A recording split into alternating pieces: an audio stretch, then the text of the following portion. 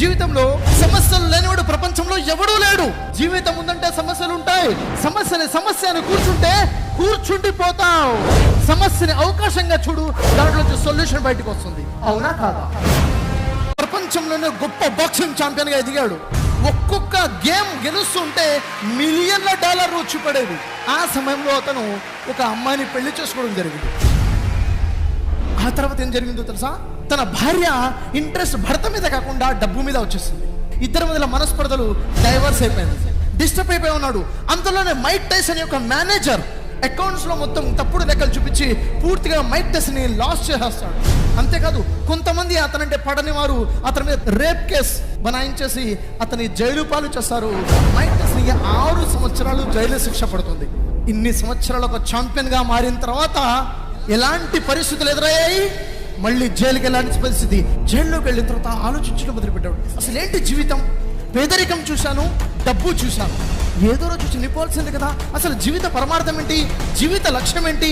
మరణానంతర జీవితం ఏంటి? దేవుడెవరు అని స్పష్టంగా పరిశీలన చేశాడు. ఆధ్యాత్మిక జీవితం మొదలుపెట్టాడు.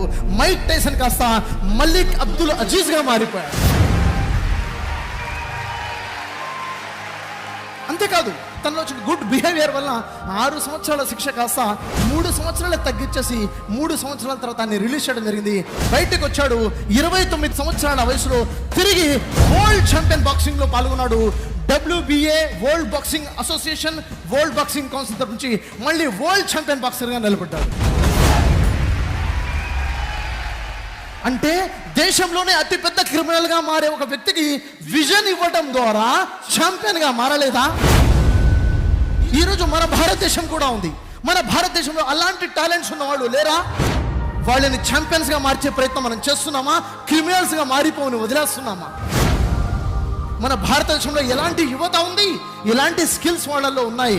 వాళ్ళకి సరైన ట్రైనింగ్, సరైన మోటివేషన్ ఇచ్చేవారు ఉన్నారా? ఇస్తే అలాంటి ఛాంపియన్స్ మన దేశం నుంచి మొదలవరా? సక్సెస్ అనేది అంత ఈజీ కాదు, అంత కష్టము కాదు.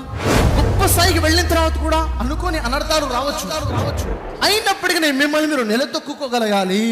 సమస్యలు రావా? వస్తాయి. ఒడిదొడుకులు రావా? వస్తాయి. అనేక ఇబ్బందులు ఉంటాయి, దాటుకుంటూ వెళ్ళాలి. మధ్యలో ఎక్కడ కూడా ఆగిపోయావా? ఓడిపోయావు. అంటే కావాల్సింది ఏంటి? స్పష్టమైన లక్ష్యం ఉండాలి. లక్ష్యం అనేది మానవుడికి కావాలి సక్సెస్ సాధించాలంటే. ఈ వీడియో మిమ్మల్ని ఇంప్రెషన్ చేసినట్టయితే సబ్స్క్రైబ్ చేసుకోండి, లైక్ చేయండి, షేర్ చేయండి.